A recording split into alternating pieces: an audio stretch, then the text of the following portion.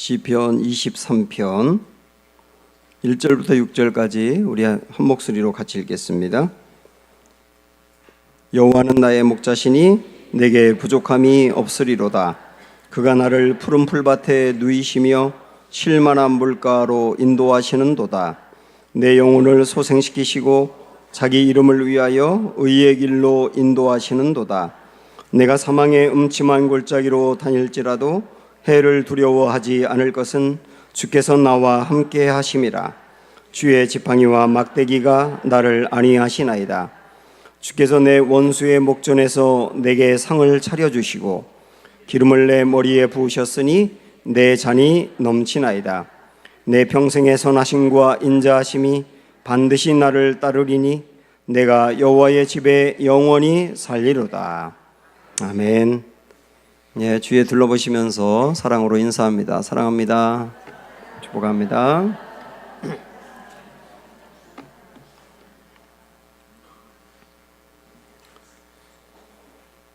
네, 양들에게 치명적인 위기 중에 하나가 가다가 뒤집히는 겁니다. 여기 앞에 그림에도 여러분 보이시는가 모르겠는데 밑에쯤에 보면 웅덩이가 있지 않습니까? 그런 웅덩이에 걸리거나 그러면 양들이 팔딱 뒤집혀요. 그러면 등이 땅에 닿고 네 발이 공중에 이렇게 떠 있는 형태가 되면 그 다음에 아무리 발버둥 쳐도 거기서 스스로 일어설 수가 없습니다. 그게 양의 굉장히 위기거든요. 이 상태에서 빨리 건져주지 않으면 그 양들도 되새김질을 하기 때문에 위 중에 혹위라고 있습니다. 첫 번째 위인데 거기서 가스가 심하게 나와요. 그러면 혈액 공급을 이렇게 원활하게 하지 못하고 순환이 잘 안 되기 때문에 나중에는 이 신체의 끝에 부분, 이 사지 이런 곳에 혈액 공급이 중단되면서 죽게 됩니다. 그리고 그렇게 발딱 누워있는 상태가 되면 독수리나 늑대 같은 맹수들이 용케 알고 와서 잡아먹거든요. 그래서 얼른 일으켜줘야 된단 말이에요. 양들의 입장에서 볼 때 여기 뒤집혀 있는 상태는 굉장히 위험하고 어찌할 수 없는, 자기 힘으로 어찌할 수 없는 이 낙심의 상태라고 볼 수가 있습니다. 우리에게도 양처럼 이렇게 팔딱 뒤집히는 어려움, 낙심의 상태를 경험할 때가 있어요. 제가 지난 수요 예배를 마치고 집에 들어갔는데 한 통의 전화를 받았습니다. 제가 이전에 부목사로서 청년 목회를 할 때 그 청년부에 열심히 잘 출석하던 형제가 심장이 이게 마비가 되면서 소천했어요. 그래서 단숨에 이제 달려갔는데 너무 젊은 사람이 죽고 난 뒤에 이 장례식장이 정신이 하나도 없더라고요. 거기 보니까 그 친구의 아내가 보였습니다. 알고 보니까 작년에 11월 달에 결혼했다는데 이제 6개월도 채 안 됐는데 덩그러니 혼자 남겨지게 된 겁니다. 얼마나 많이 울던지 참하게 볼 수가 없더라고요. 낙심이라고 하는 말은 심장이 떨어진다는 뜻이거든요. 심장은 우리의 생명을 유지하는 중심인데 그것이 떨어진다는 말은 살 의욕을 잃었다라고 하는 뜻이에요. 이 장례식장에 혼자 남겨진 그 자매를 볼 때 낙심이라고 하는 단어가 떠올랐습니다. 사실 우리가 살아가면서 가장 경계해야 될 것 중에 하나가 낙심에 빠지는 거거든요. 그러나 어느 날 갑자기 나도 모르는 사이에 낙심이 찾아올 때가 많습니다. 누구든 낙심에 빠지기도 하고요. 질병에 걸리거나 물질의 문제가 생기거나 가정에 어떤 우환이 생기게 되면 처음에는 걱정하고 근심하고 두려워하고 불안하고 그런데 이건 아직까지 괜찮아요. 그 일이 계속되다 보면 이게 낙심으로 바뀌게 됩니다. 낙심으로 바뀌게 되면 영혼이 침체에 빠지기 때문에 굉장히 위험하거든요. 낙심은 믿음이 약한 사람에게만 오는 것이 아니고 성경에 보면 훌륭한 신앙인에게도 전부 다 낙심이 왔더라고요. 시편 42편 1절에 보면은 내 영혼아 내가 어찌하여 낭망하며 어찌하여 내 속에서 불안해하는가. 자기가 자기 스스로에게 하는 말을 보면 너 어찌하여 낭망에 빠져 있냐. 이렇게 독백하는 내용이 나오는데요. 거기도 낭망이 나오지 않습니까? 시편에 많은 내용이 다윗이 쓴 시인데 그 시를 읽어보면 낭망에 빠지는 경우가 얼마나 많은지 몰라요. 욥도 너무 고난이 심하다 보니까 하나님께 뭐라고 기도하냐면 주님, 저를 왜 이 땅에 보내셨어요? 그러면서 자기가 태어난 생일날을 저주합니다. 차라리 태어나지 말았어야 되는데, 그러면서 생일날을 축하해야 되는데 오히려 저주하고 있단 말이에요. 이것도 낙심이거든요. 바울은 고린도후서 1장 8절 9절에서 고난을 당하여 살 소망까지 잃어버렸다. 그래서 자기 마음에 사형 선고를 받은 것 같다라고 고백한 적이 있습니다. 마음에 사형 선고를 받았다는 말은 마음이 완전히 죽었다, 마음이 낙심에 빠졌다, 그 말 아닙니까? 그렇게 훌륭한 바울도 이런 어려움에 빠진 적이 있어요. 다니엘 같은 경우도 나라의 문제 때문에 고민하다가 너무 낙심에 빠져서 하나님 앞에 기도하러 갔는데 기도 자리에 갔지만 입이 벌어지지가 않습니다. 너무 힘들어서.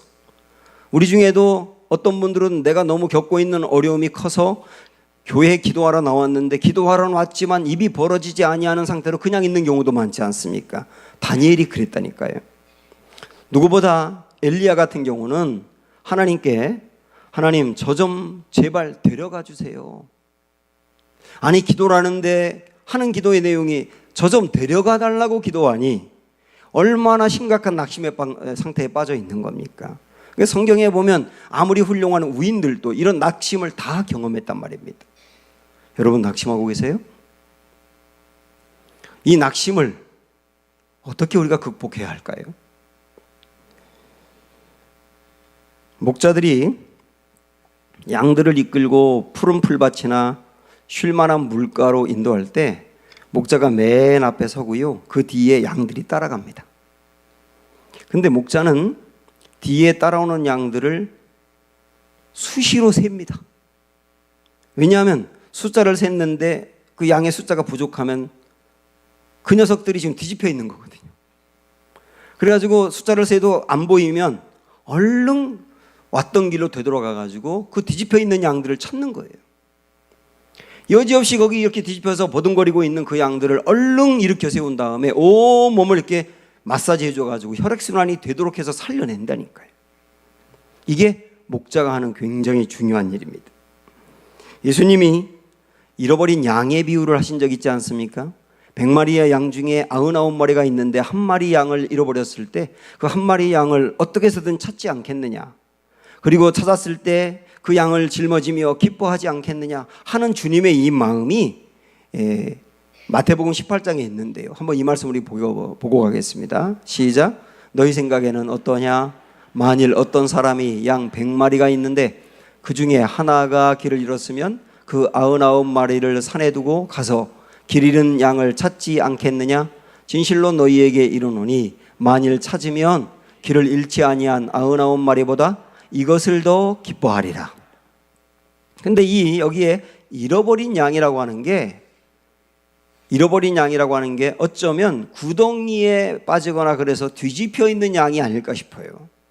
이 뒤집혀 있는 양이 있다고 한다면 목자는 어떻게 해서든지 그 양을 찾을 때까지 찾는다. 그리고 찾았다면 그 양을 짊어지고 오면서 얼마나 기뻐하겠느냐, 이 말씀인데, 이 말씀은 곧 잃어버린 양 같은 우리, 이거를 어떤 뒤집혀 있는 상태 같은 낙심에 빠져 있는 우리를 주님은 찾을 때까지 찾으며, 그리고 끝내는 그 낙심에서 우리를 건져내며 그러하는 것을 하나님이 기뻐하신다는 말씀 아니겠어요? 그러고 본다면 이런 일들을 경험하고 다 알고 있는 다윗이 하는 이 고백이 얼마나 귀한지 몰라요. 이 다윗이 고백하는 게 뭐냐면 여호와는 나의 목자시니, 그러면서 오늘 말씀 내 영혼을 소생시키시고, 목자 되시는 주님은 목자로 사는 일이 뭐냐? 영혼을 소생시키신다. 뒤집혀 있는 양을 살려낸다. 영혼이 침체 가운데 빠져있고 낙심 가운데 빠져있는 우리를 끝내 소생시켜 살려내시는 분이 참목자 주님이시다, 그 얘기예요. 베드로가 예수님이 잡히셨을 때 예수님 모른다고 3번이나 부인했지 않습니까? 그 다음에 자책을 했잖아요. 그리고 자책하면서 나는 이제 제자로서 자격이 없어. 나는 이제 주님의 일을 할 만한 자격이 없어. 그리고 침체에 빠져 있는 거예요. 그리고 나는 주님의 일을 할 만한 자격이 없기 때문에 고향에나 돌아가서 예전에 갔던 그냥 물고기 잡는 일이나 해야 되겠어. 그리고 가 있는 거예요. 어느 날 베드로가 새벽에 일찍 일어나서 물고기를 잡기 위해서 갔는데 한 마리도 잡지 못합니다. 그때 우리 주님이 새벽 일찍 그를 찾아와서 물고기를 잡고 있는 베드로를 바라보면서 무엇을 하셨느냐면 아침 식사를 준비하세요. 아침 식사를 다 준비해 놓고 베드로를 부릅니다. 이리 와서 식사하라고. 예수님께 다가온 베드로는 예수님의 눈을 쳐다보지 못했겠죠. 민망하니까요. 죄송하니까요.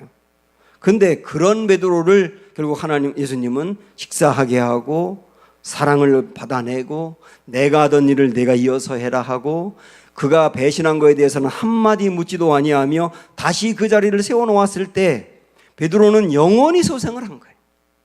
그러면서 그의 인생, 나머지 인생을 주님을 위해서 목숨을 바치며 살지 않습니까? 우리 예수님은 누구예요? 영혼을 소생시키는 분이세요. 어느 날 제자들에게 너희 나가서 복음을 전하라 그러면서 2명의 제자들을 각각 파송합니다. 2사람은 이쪽으로 2사람은 이쪽으로 이렇게 각각 파송을 했어요. 그 제자들이 전도하러 나가서 전도도 했지만 병자를 고치고 귀신을 내쫓으면서 굉장히 많은 일들을 하고 돌아왔어요. 예수님께 와서 보고를 하면서 주님 이런 일이 있었어요, 이런 일이 있었어요 라고 말할 때 사람들이 마구마구 몰려듭니다. 그러니까 또 그들을 치유해야 되고 할 일이 너무나 많아졌어요. 그러니까 우리 예수님의 뜻대로 나가서 많은 일을 하고 돌아왔는데 피곤하고 배고픈데 또 할 일이 생겼을 때 우리 주님이 어떻게 하신지 아세요? 마가복음 6장 말씀 보면 이런 게 나옵니다. 사도들이 예수께 모여 자기들이 행한 것과 가르친 것을 낱낱이 고하니 이르시되 너희는 따로 한적한 곳에 가서 잠깐 쉬어라 하시니 이는 오고 가는 사람이 많아 음식 먹을 겨를이 없습니다. 저는 이 말씀이 얼마나 따뜻하게 다가오는지, 수고하고 헌신하고 그리고 피곤하고 배고픈 제자들을 위하여 너희 사람이 아무리 많고 할 일이 아무리 많아도 좀 잠깐 한적한 곳에 가서 쉬어라. 그리고 원기를 회복하고 다시 힘을 얻고 와서 주님의 일을 해라. 이러시는 분이 주님이시라고. 왜냐하면 사람이 쉬지 않고 일을 하고 사역하게 되면 결국 지치고 영혼이 침체에 빠지니까 그러지 않도록 그의 영혼을 보존하시는 분이 주님이시지 않습니까? 우리 주님은 누굽니까? 영혼을 소생하게 하시는 분이세요.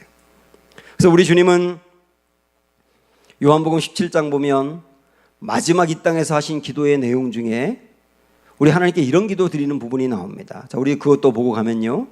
시작. 나는 세상에 더 있지 아니하였거나 그들은 세상에 있사옵고 나는 아버지께로 가옵나니 거룩하신 아버지여 내게 주신 아버지의 이름으로 그들을 보존하사 우리와 같이 그들도 하나가 되게 하옵소서. 내가 그들과 함께 있을 때에 내게 주신 아버지의 이름으로 그들을 보존하고 지켰나이다. 우리 예수님이 마지막 이 땅에서 하나님께 드린 기도의 내용인데요. 뭐라고 말하냐면 주님, 제가 이 땅에 있는 동안 하나님이 제게 맡겨준 사람들을 보존하고 지켰습니다. 그들의 영혼을 잃어버리지 않고 구원해냈고 구원받은 영혼을 잃어버리지 아니하고 지켜냈고 예수님에게서 떠나가려고 하는 사람은 붙잡아서 다시 주님을 믿게 했고 고난을 당해 흔들리고 힘들고 어려운 사람들은 치유하여서 그들의 영혼을 지켜줬습니다. 우리 예수님은 누구예요? 우리의 영혼을 보존하고 지키시고 소생시켜 주시는 참 목자가 되신단 말이에요. 이 예수님이 지금 우리의 예수님인 것을 믿으십시오, 여러분. 우리 예수님은 영혼을 소생시켜 주시는 분이십니다. 그러면 구체적으로 우리의 영혼을 어떻게 소생시켜 주시느냐, 그것을 보려고 합니다. 특별히 우리의 영혼이 침체에 빠지고 낙심에 빠지는 중요한 이유는 고난 때문이거든요. 고난을 만난 사람의 침체된 영혼을, 낙심에 빠진 영혼을 우리 주님이 어떻게 일으켜 세우는가, 그게 오늘 말씀이에요. 우리는 그냥 단순히 내가 낙심에 빠졌을 때 하나님께 기도하면 주님이 나를 도와주신다 이렇게 쉽게 생각할 수 있지만 굉장히 다양한 방법으로 일으켜 세우십니다. 우선 어떤 사람이 욕심이 많아서 고난이 많고 낙심하는 경우가 많아요. 너무 과도한 욕망 때문에, 특별히 내 자녀에 대한 과도한 욕망이 있거든요. 그래서 내 자녀가 이렇게 돼야 된다는 생각을 가지고 그렇게 되도록 윽박지르고, 그렇게 되지 않으면은 자꾸 자녀와 갈등 관계 맺게 되고, 내가 원하는 수준만큼 안 되면 내 마음의 평안함을 잃어버리고, 그래서 낙심하는 경우가 얼마나 많은지 모릅니다. 사실 불교에서도 고난을 당하는 이유가 욕심 때문이라고 이야기하거든요. 그래서 불교에서는 욕심을 내려놓으면 고난이 사라진다고 말을 해요. 전 불교의 얘기지만 전적으로 틀렸다고 생각하지 않습니다. 상당 부분 욕심을 내려놓으면 정말 고난이 떠나가고 마음에 낙심도 떠나가는 경우가 많거든요. 그러나 고난을 꼭 그거로만 볼 수도 없는 게 그쪽의 문제지만, 어쨌든 내가 욕심이 과해서 고난과 낙심이 왔다 그러면 우리 주님은 말씀을 들을 때 욕심을 내려놓을 수 있도록 인도하심으로 우리의 영혼을 소생시키시는 거예요. 그런데 또 외부의 나의 힘으로 어쩔 수 없이 다가오는 고난도 있지 않습니까? 질병이라든지 물질의 문제가 생겼다든지 어떤 자녀의 어려움이 생겼다든지 이렇게 외부에서 오는 공격이 있단 말이에요. 그런 경우는 어떻게 하시는가? 그런 경우도 하나님이 다양하게 치료해 가십니다. 자, 예를 들어서 우리 바울을 한번 생각을 해볼까요? 바울은 그의 육체에 큰 질병이 있었습니다. 이것을 어떤 사람들은 안질이라고 말하기도 하고, 어떤 사람들은 간질이라고 말하기도 하고, 어떤 사람들은 심한 편두통이라고 말하기도 하거든요. 근데 그것이 얼마나 다윗에게, 이 바울에게 괴로운 것이었는지 뭐라고 표현했냐면 육체의 가시라고 했어요. 자기를 계속 콕콕 찌르는 가시 같았다는 거예요. 그리고 그것이 사단의 사자라고 했습니다. 사단의 사자라는 말은 사단이 내게 보내가지고 나를 괴롭히는 것 같다고 말할 정도로 그가 이 가시로 인하여 영적인 침체에 빠졌다는 얘기예요. 그래서 바울은 이 고난에서 나를 건져달라고 하나님 앞에 기도합니다. 당연히 기도해야지요. 그런데 어찌된 일인지 하나님이 고쳐주시지 않아요. 그러면서 도리어 뭐라고 말씀하시느냐면 내 은혜가 내게 족하다. 그러면서 그 고난이 너에게 유익이다라고 말씀하신 거예요. 한번 바울이 했던 이 고백을 들어보세요. 고린도 후서 12장 시작. 나에게 이르시기를 내 은혜가 내게 족하도다. 이는 내 능력이 약한 데서 온전하여 짐이라 하신지라. 내 은혜가 내게 족하니 내가 너의 그 병을 고쳐주지는 않을 거다. 이게 언제까지 고쳐주지 않겠다고 하셨는지 모르지만은 기도할 그때 당시에는 고쳐주지 않겠다는 메시지를 분명히 주신 거예요. 그러면서 하신 말씀이 뭐냐면 이 약한 상태, 네가 질병에 걸려서 약한 상태가 오히려 너를 온전하게 해줄 거야. 그렇게 말씀하셨거든요. 그래서 바울은 하나님의 이 말씀을 듣고 모든 걸 받아들입니다. 그러면서 뭐라고 이야기하느냐면 내가 이 질병에 걸려서 고쳐달라고 기도했지만 나를 낫게 하진 않았지만 그 과정들을 통하여 알게 됐다는 거예요. 무엇을 알게 됐느냐? 우선 내가 받은 게 많고 가진 게 많고 이런 일이 많다 보니까 얼마든지 교만할 수 있는 사람인데 하나님은 이런 약점을 줌으로 말미암아 교만하지 않도록 나를 붙잡아 주었다는 거예요. 또 하나는 나에게 이 약점이 있고 연약한 부분이 있다 보니까 하나님 앞에 끊임없이 기도하다가 나의 영혼이 강건해졌다는 거예요. 또 하나는 바울은 완벽주의적인 성격을 갖고 있는 사람이거든요. 그래서 다른 사람이 약한 모습이라든지 틈이 있는 것을 용납을 못하는 스타일인데 자기가 이 약점을 갖고 연약한 상태가 되다 보니까 드디어 약한 사람이 보이는 거예요. 그래서 그들을 품을 수 있게 되는 거예요. 우리 중에도 아주 성격이 틀림없고 완벽하고 흠이 별로 없는 사람이 있지 않습니까? 그런 사람들은 연약하고 강건하지 못하고 그 다음에 실수가 많은 사람을 잘 용납을 못해요. 그런 사람이 리더이면 그런 사람 밑에 있는 사람은 힘들어요, 사실은. 바울도 얼마든지 그럴 수 있는 사람인데 자기에게 약함이 있다 보니까 다른 사람을 품을 수 있게 되었단 말이에요. 아, 주님이 그런 이유들로 인하여 이 약한 부분을 그대로 두는 것이구나 하고 그가 받아들입니다. 저는 이것을 뭐라고 말씀드리고 싶냐면, 하나님이 그가 가지고 있는 고난과 어려움을 극복하게 하진 않았지만, 없애주진 않았지만 감당하게 하셨다는 거예요. 감당하게 하셨다. 감당하게 하심으로 영혼을 세워주신 거예요. 고난은 여전히 있지만 그 고난 속에서 감당하게 함으로 그의 영혼이 심체가 아니라 세워졌단 말이에요. 하나님이 이런 방법으로 우리를 이끌어 가실 때가 있습니다. 그래서 그는 이런 모든 것을 경험하고 난 다음에, 여러분이 앞에 나와 있는 스크린에 있는 말씀 이어서 뭐라고 얘기했냐면, 자, 읽어보세요. 시작. 그러므로 도리어 크게 기뻐함으로 나의 여러 약한 것들에 대하여 어떻게 한다 그랬어요? 자랑하리니 이는 그리스도의 능력이 내게 머물게 하려 함이라. 그러므로 내가 그리스도를 위하여 약한 것들과 능욕과 궁핍과 박해와 공고를 기뻐하노니 이는 내가 약한 그때에 강함이라. 이 약한 것들이 나에게 도리어 유익이 되는구나 하고 자랑하게 되었단 말입니다. 이것을 뭐라고 말한다고요? 감당하게 하시는 은혜. 감당하게 하시는 은혜라고요.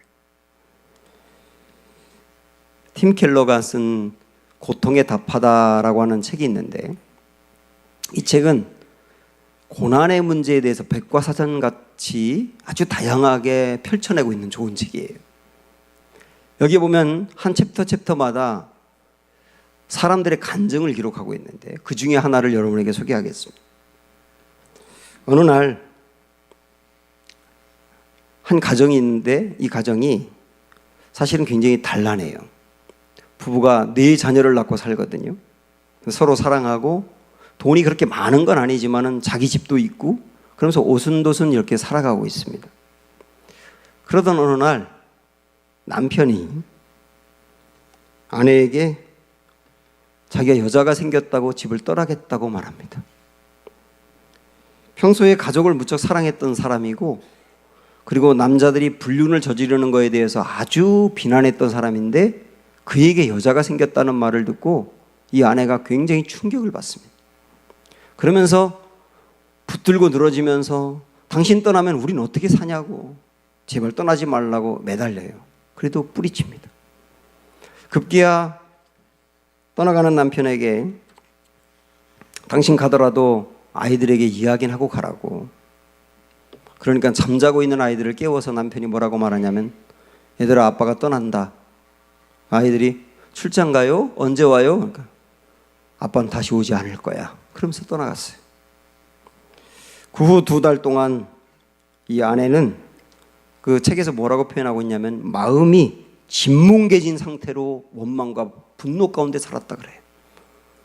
왜 그렇게 안 하겠어요? 마음이 짓뭉개져 있는 거예요. 하나님에게 따지면서 이게 거룩한 하나님의 뜻이에요. 이 크리스찬 가정인데 그 사람도 하나님을 믿었고 이 아내도 하나님을 믿고 아이들도 하나님을 믿는데, 이게 과연 하나님을 믿는 사람들에게 주신 하나님의 뜻이에요? 도대체 나에게 왜 그러세요? 그러면서 한없는 분노를 표현합니다. 그러면서 이제 이 4자녀를 내가 어떻게 키워야 되는가, 무엇을 먹고 살아야 되는가 두려움에 빠지기도 합니다. 그리고 4달이 지났어요. 그동안에 이 아내는 내 남편이 집에 돌아오게 해달라고 기도했었거든요. 근데 이제 기도가 바뀌었습니다. 어떻게 바뀌었느냐면, 내 남편이 돌아오되 나에게 돌아오기 이전에 먼저 하나님께 돌아오게 해주세요. 그렇게 남편을 위해서 기도합니다. 그러면서 내 남편이 돌아오면 그를 용서하겠다고 마음으로 결정합니다. 그러면서 내가 남편 때문에 분노와 상처를 끌어안고 평생을 괴롭게 살지 않겠다고 결심합니다. 그리고 여전히 내 남편이 가족의 품으로 돌아올 것을 기대하고 기도하면서도 동시에 그 사람 없이도 꿋꿋하게 자녀를 키우며 살아갈 수 있도록 힘을 달라고 기도해요. 그리고 또 시간이 지나 6달이 지났습니다. 형편은 갈수록 나빠집니다. 이 살던 집을 내놓아야 돼요. 그리고 어딘가 가야 되는데 어디로 가야 될지 모르겠어요. 아이들은 아빠가 그렇게 떠난 것 때문에 방황하기 시작합니다. 첫째 아이는 하나님에게 반항하면서 교회에서 멀어지고 있어요. 그러는 과정에서 이 부인은 계속 하나님께 매달리며 주님의 앞에 머물러 있는데, 그러는 과정을 통하여 뭐라고 표현하느냐면, 내가 공고한 가운데서도 새로운 차원으로 하나님을 알아가는 경험을 했다고 말합니다. 새로운 차원으로 하나님을 알아가게 되었다. 그동안에 어릴 적부터 교회를 다녔기 때문에 하나님에 대해서 수도 없이 많은 말들을 들었지만 그 말들은 전부 다 이론이었고 그냥 지식에 불과했는데, 그랬던 하나님이 경험이 되기 시작하는 거예요. 정말 나의 하나님은 위로해 주시는 하나님이구나. 도저히 살아갈 힘이 없을 때 하나님 앞에 가면 하나님의 말씀으로 자기를 세워주면서 이렇게 세우며 하나님을 경험하게 만듭니다. 그래서 이 여인은 이렇게 표현하더라고요. 내가 완전히 널브러져 있을 때에도 하나님은 나를 업고 가시더라, 그렇게 표현합니다. 고통은 여전합니다. 그러나 고통 때문에 주저앉아 있지는 않아요. 힘든 건 여전히 힘들어요. 그러나 매일 한 걸음씩, 내가 오늘 걸어야 될 것은 이것이고 또 내일 걸어야 될 것은 이것이고 한 걸음씩 전진해 나갑니다. 무언가 어떤 힘이 나를 잡아 이끌어가는 것을 경험했다고 말합니다. 그래서 어둠 속에서 어떻게 달려야 할지를 알게 되었다고 말합니다. 이 여인은 어느 날 네 아이를 불러놓고 이렇게 이야기를 합니다. 얘들아, 동화에는 어김없이 큰 어려움이 등장하기 마련이야. 그렇잖아요. 여러분도 동화 읽어보셨지만 어려움이 없는 이야기가 단 하나라도 있던가요? 모든 이야기가 다 어려움이 있지 않습니까? 그 이야기를 하면서 주인공은 큰 역경을 맞서고 이겨낼 뿐 아니라 도리어 시련 덕분에 엄청난 성공을 거둔단다. 하나님은 우리 몫의 동화를 주신 거야. 너희 눈에는 어떤 결말이 보이니? 그러면서 이 간증이 끝나거든요. 저는 이분의 간증을 들어보면서 이 고난 자체가 해결된 건 아니지만 하나님이 이 여인에게 준 것이 뭐냐면 감당하게 하시는 은혜예요. 감당하게 하시는 은혜. 고난이 있지만 주저앉지 않고, 정말 힘들지만 그래도 전진하고, 어떤 외부의 공격이 있어도 넘어지지 않고 끝내 일으켜 당당히 걸어가게 하시는 거, 이걸 뭐라고 말한다고요? 감당하게 하시는 은혜라고요. 하나님은 어떤 경우 고난을 당해서 침체에 빠져 있고 낙심에 빠져 있는 사람을 감당하게 하시음으로 말미암아 일으켜 세우신다니까요. 그런데 지금 제가 위에서 바울의 경우나 이 여인의 이야기를 했지만, 바울이나 이 여인 같은 이야기가 모든 사람에게 똑같이 적용되는 것은 또 아니에요. 그래서 바울의 질병을 고쳐주지 않았고 그걸 감당하게 하라고 했기 때문에 우리가 당하는 모든 질병도 고쳐주지 않고 똑같다, 그렇게 말할 수가 없단 말이에요. 어떤 사람은 육체의 질병으로 말미암아 영혼이 소생함을 얻고 강건해지기도 하지만, 어떤 사람은 육체의 질병으로 말미암아 영혼이 더 비참해지기도 하거든요. 하나님은 그래서 고난을 당해 낙심에 빠진 사람이 어떻게 해야 영혼이 잘 소생할 수 있는지를 정확히 알고 계십니다. 그리고 그 사람에게 맞는 소생의 방법을 사용하시는 거예요. 어떤 사람은 고난을 두심으로 말미암아 감당하게 하셔서 영혼을 회복시키시고, 어떤 사람은 감당하게 하는 게 아니라 그 고난을 피하게 하심으로 영혼을 세워주기도 하는 거예요. 우리 이 두 가지 경우를 다 알고 있어야 된단 말이에요. 그래서 이렇게 생각을 하니까 우리가 잘 알고 있는 고린도전서 10장의 말씀이 생각이 납니다. 그래서 한번 우리 읽어보세요. 시작. 사람이 감당할 시험 밖에는 너희가 당한 것이 없나니 오직 하나님은 미쁘사 너희가 감당하지 못할 시험 당함을 허락하지 아니하시고 시험 당할 즈음에 또한 피할 길을 내사 너희로 능히 감당하게 하시느니라. 자, 이 말씀은 물론 여기서 말하는 시험이라고 하는 것은 템프테이션이거든요. 유혹을 말하는데, 단지 유혹만이 아니라 우리 인생에 만나는 모든 시험과 고난을 다 포함한다고 봐도 괜찮은 말씀이에요. 여기에 핵심적인 두 단어는 감당과 피할 길입니다. 여러 가지 고난으로 인하여 침체에 빠져 있고 낙심에 빠져 있는 사람에게 하나님은 어떤 때는 감당하게 하심으로 영혼을 소생시키시고, 어떤 때는 감당하게 하시는 방법이 아니라 피할 길을 주심으로 영혼을 소생시킨단 말씀이에요. 그것을 결정하는 분이 주님이세요. 다윗만큼 사실 많은 고난을 당한 사람도 없을 겁니다. 큰 고난을 수도 없이 다윗은 많이 당했지 않습니까?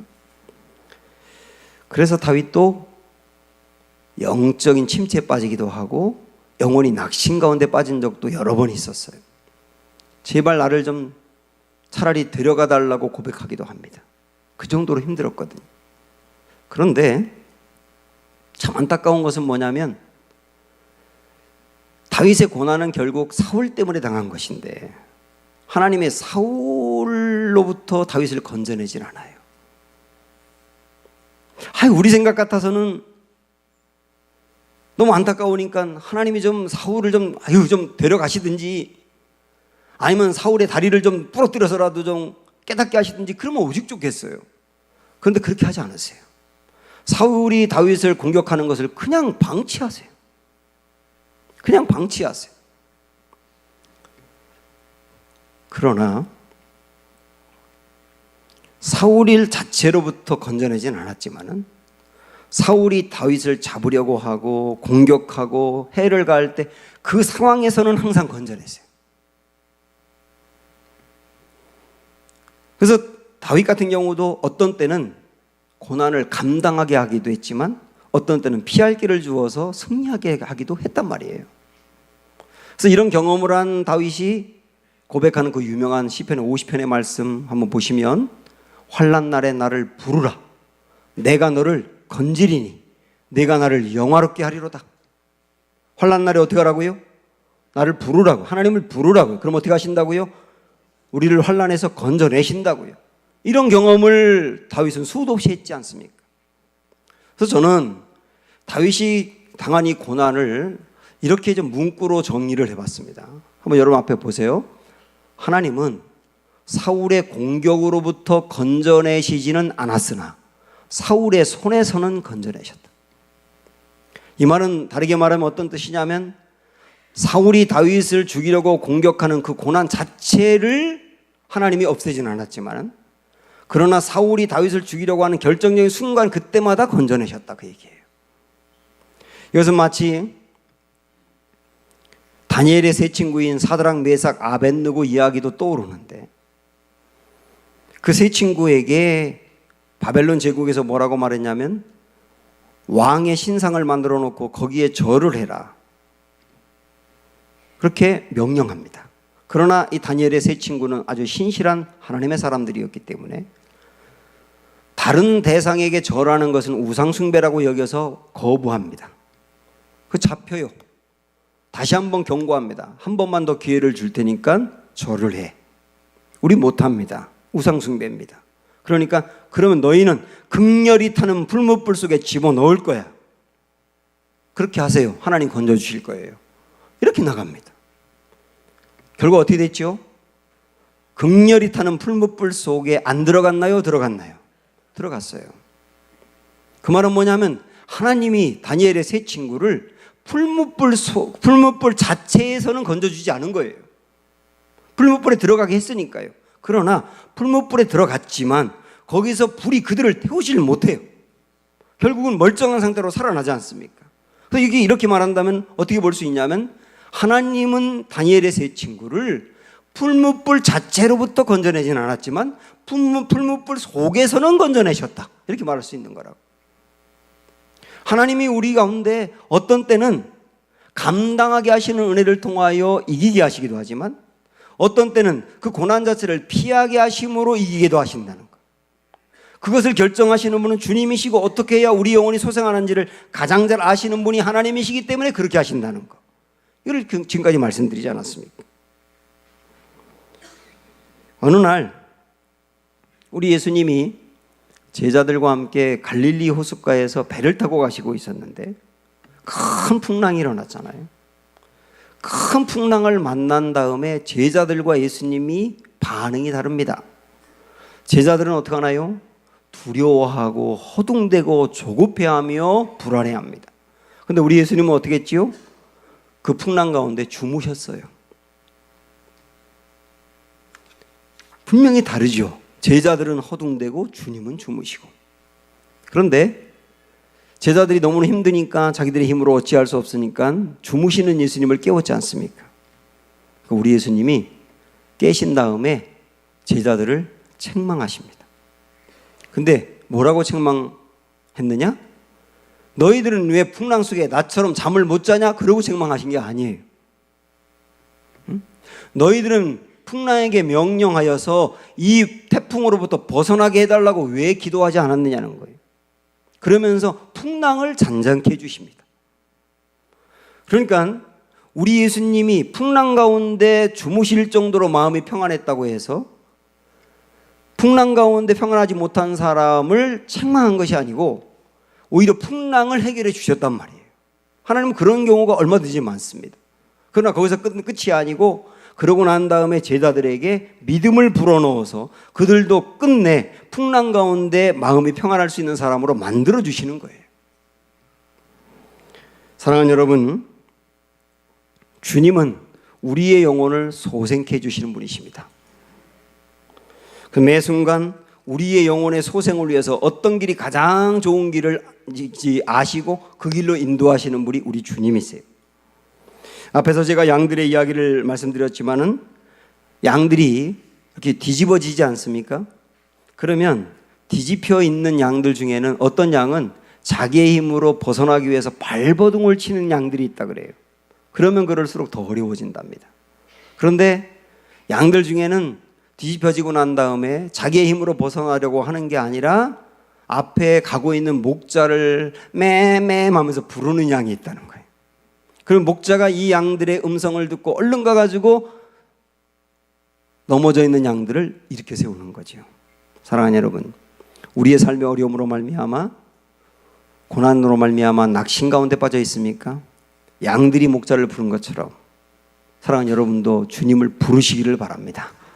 그때 주님이 우리를 그 환난에서 건져내시든 아니면 우리를 감당하게 하시든 어떤 방법을 취하시든지 우리의 영혼을 소생케 하실 것입니다. 이런 은혜가 우리에게 있기를 주님의 이름으로 축원합니다. 함께 찬양합니다. 하나님은 우리의 피난처가 되시며